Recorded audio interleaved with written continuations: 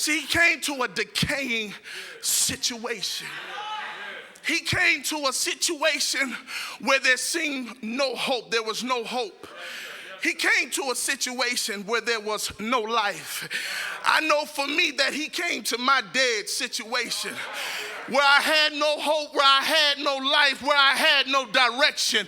He came to my dead situation. But I like what he says when he says move the stone, because in moving the stone, see, not only will he come to it, but he'll move things out of the way just to get to you. But see, some of us, when he's trying to move some things out of the way, we don't want him to really move some things out of the way. See, some of us want God to deliver us, and some of us want God to give us life, and some of us want God to give us peace. But sometimes God got to move some things. So if he got to move the brother that you shacking with, if he got to move the woman that you shacking with, if he got to move the lottery tickets that you buy, if he got to move the music that you're listening to just to get to you, you need to let him move. This was a dead situation. Some of you can attest to some dead situations, addictions and habits, no hope and no peace, total isolation, seeing no light of day anywhere. And so here he comes to the dead situation.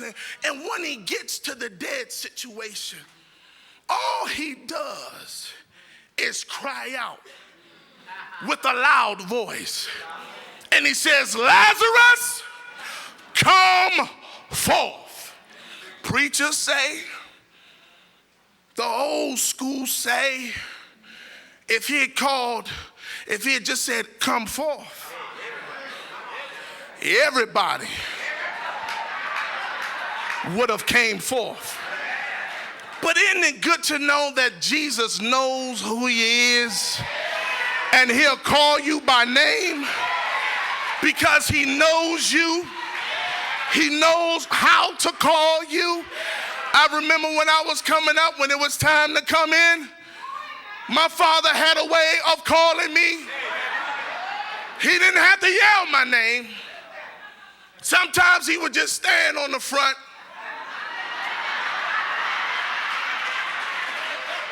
And that would be, come in the house. Or sometimes he would give a whistle. You know, just a whistle that, and for some reason I could hear it far, far away. He could call me. And see, when Jesus knows you, see, I like it when he comes to my dead situation and call my name. See, he's calling you up out of what you're in, up out of what you've been addicted to, up out of what you've been holding on to, up out of your habits, up out of your addictions. He's calling your name. And some of us today are not listening. So he's calling his name. He came to the dead situation. And he cried out with a loud voice, Lazarus, come forth. And not only did he come forth, but see, even when he came forth, can you imagine him coming forth, bound, hand, foot, and face is wrapped? So here he comes, to Jesus, because Jesus has called him. But see, I like this because even in the midst, Jesus calling him, Jesus did not leave him stranded. He did not leave him. He did not abandon him, because in him coming forth, he saw that he was still bound up. See, some of us, God is calling your name, but some of you are still bound up. You got some stuff still attached to you that you really don't want to let go. You got some stuff that you ain't trying to let go right now because your flesh is being so satisfied, and you like the way it feels, and you like the way it tastes, and you like the way it looks. And so even though he called his name and he was bound hand and feet and face, he stood back and said, loose him and let him go. Why? Because he cannot do what it is that God would have him to do. See, some of you got some things that you're holding on to. See, he came to your dead situation. You prayed to God, Lord, help me, Lord, save me, Lord, deliver me. And he came to your dead situation. Then he called your name. You heard him call your name, but when he called your name, you had all of this stuff coming with you that you weren't trying to let go. You wanted all this stuff to go with you because you ain't trying to let it go.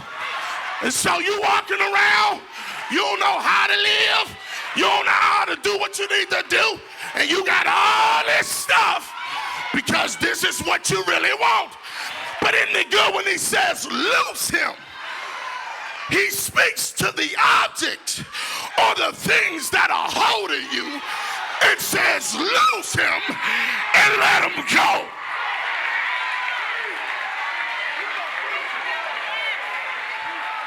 I'm glad that he talked to the things, told the things that were holding me to let me go, told the things that were hindering me to let me go, told the things that were wounding me to let me go.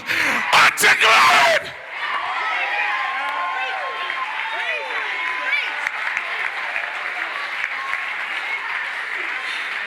And so,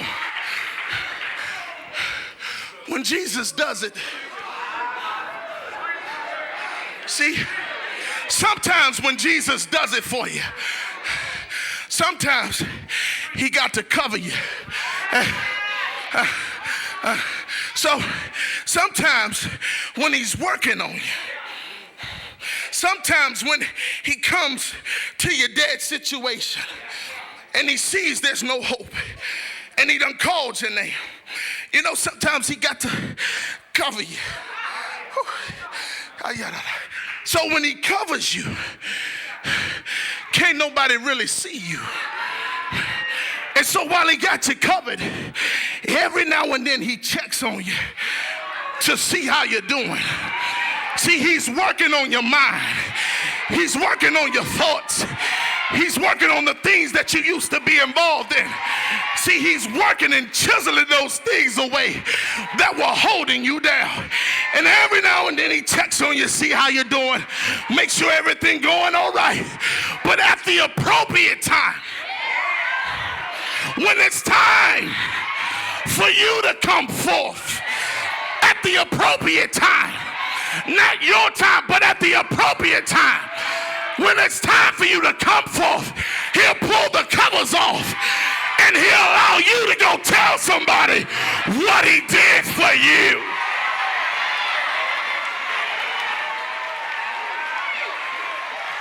He'll allow you to tell somebody what he did for you. He'll allow you to tell somebody how he delivered you. He'll allow you to tell somebody how he healed you. I like how the song says, I was sinking deep in sin, far from the peaceful shore, very deeply stained, very deeply stained with sin, sinking